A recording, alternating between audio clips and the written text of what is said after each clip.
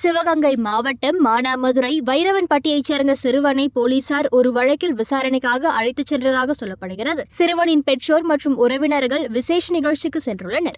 அப்போது வீட்டில் யாரும் இல்லாத நேரத்தில் சிறுவனை போலீசார் அழைத்து சென்றதாக கூறி சிறுவனின் உறவினர்கள் சிவகங்கை டு மதுரை செல்லும் தேசிய நெடுஞ்சாலையில் உள்ள சோதனைச் சாவடி முன்பு சாலை மறியலில் ஈடுபட முயன்றனர். அப்போது சோதனைச் சாவடியில் இருந்த போலீசார் சிறுவனின் உறவினர்களை சமாதானம் செய்து விசாரணை செய்து உரிய நடவடிக்கை எடுப்பதாக கூறி அனுப்பி வைத்தனர். முன்னதாக போலீசாரிடம் சிறுவனின் உறவினர்கள் வாக்குவாதத்தில் ஈடுபட்டதால் அங்கு சிறிது நேரம் பரபரப்பு ஏற்பட்டது.